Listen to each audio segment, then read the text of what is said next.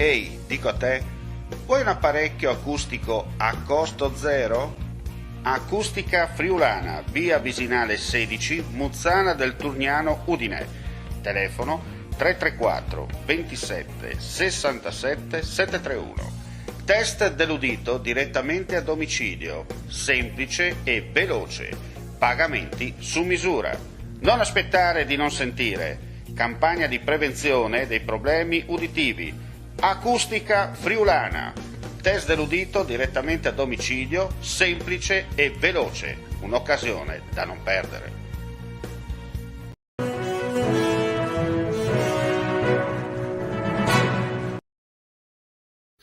Un cordiale saluto, gentili amici e amiche della Visione all'Ascolto, ben ritrovati con l'informazione su friulitv.net. Apriamo subito con le notizie dedicate alla cronaca, per dire con un incendio che è in corso, un violento incendio che sta tenendo impegnati dalle 13 di oggi i vigili del fuoco e i volontari della protezione civile nelle campagne di Premariacco, nella zona di Iplis, al confine con il comune di Cividale del Friuli.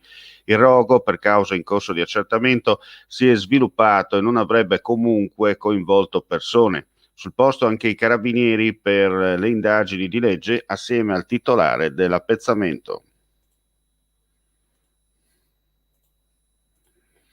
La squadra mobile di Udine, a seguito di una complessa attività investigativa coordinata dalla Procura della Repubblica, nella giornata di ieri ha eseguito la misura di custodia cautelare in carcere emessa dal GIP del Tribunale nei confronti di un 43enne, Antonio Romano, residente nell'Interland udinese, responsabile della cessione di cocaina che ha determinato inizialmente il malore e poi la morte per ictus dovuto ad overdose di crack di un cittadino italiano imprenditore, all'epoca 54enne.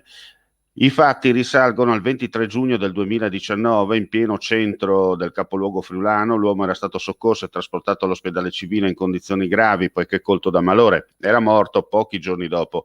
Il giudice per le indagini preliminari del Tribunale di Udine, a seguito di richiesta della Procura, concordando con l'esito delle indagini, ha emesso l'ordinanza della custodia cautelare in carcere, eseguita, come detto, nella giornata di ieri. E adesso parliamo di turismo importante per quanto riguarda le grotte di San Giovanni d'Antro.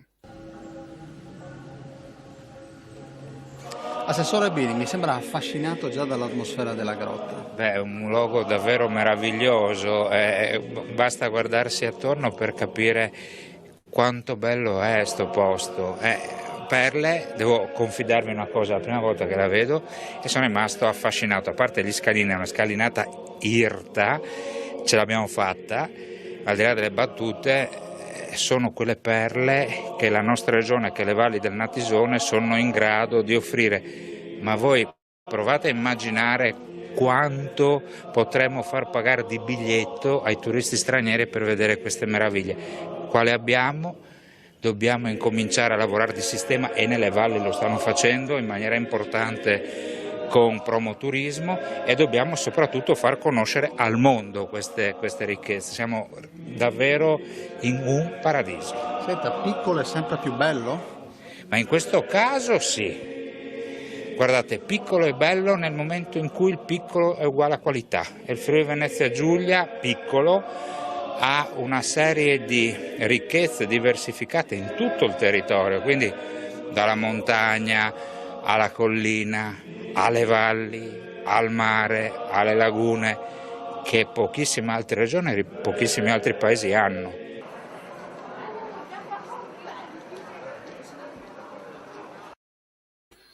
Eh sì, decisamente una perla del Friuli incastonata nelle valli del Natisone che merita rilancio in tutti i sensi.